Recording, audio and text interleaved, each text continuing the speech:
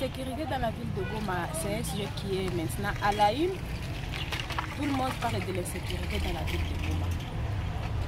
Comme vous le connaissez, messieurs les journalistes, nous vivons par chance ici à Goma avec une durée de vie renouvelable, 24 heures renouvelables. On n'a pas l'espoir qu'on peut se réveiller le matin.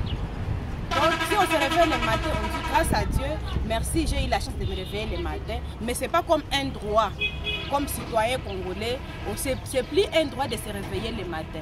Alors que pour un citoyen congolais, on a le droit de se réveiller, on peut mourir par maladie bien sûr, ou par autre chose, mais pas par l'insécurité.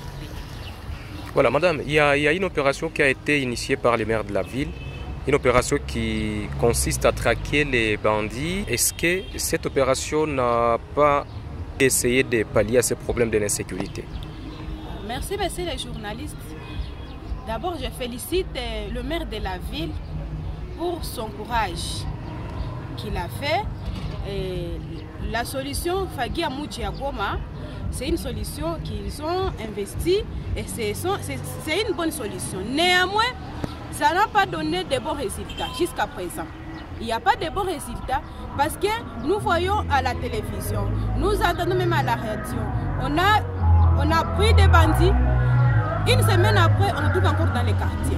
Maintenant on se demande, est-ce que les précautions qu'ils ont prises, est-ce que c'est une précaution qui faut aider la population? Nous disons que cette précaution n'a pas aidé la population parce que même les mesures qu'ils ont prises, en tout cas, ils ne les ont pas respectés. On ne peut pas prendre un voleur le matin et le soir, les voleurs se retrouvent à la maison. C'est déjà une sécurité qu'on met à la population.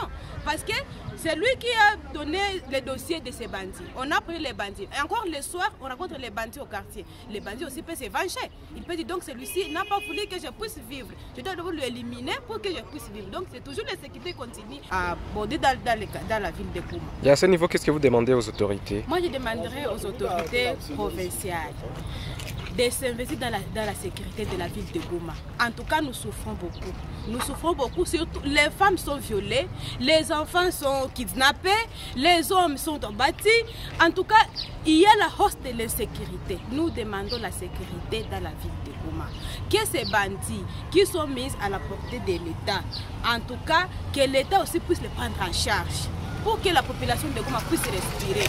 Vous savez, il y a l'article 4 qui parle des droits de l'homme, qui parle d'aider.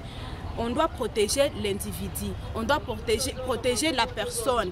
Maintenant, protéger la personne alors que l'autre personne qui est à côté de lui ne veut pas que l'autre vive. Maintenant, la population passe à la justice populaire. Alors que si on dit qu'on doit protéger la vie, tu vois seulement, quand on voit la vie, on voit la personne et c'est bien. Si on ne protège pas les biens de la personne, on ne protège pas la personne est obligée de se venger pour qu'elle puisse aussi se protéger lui-même.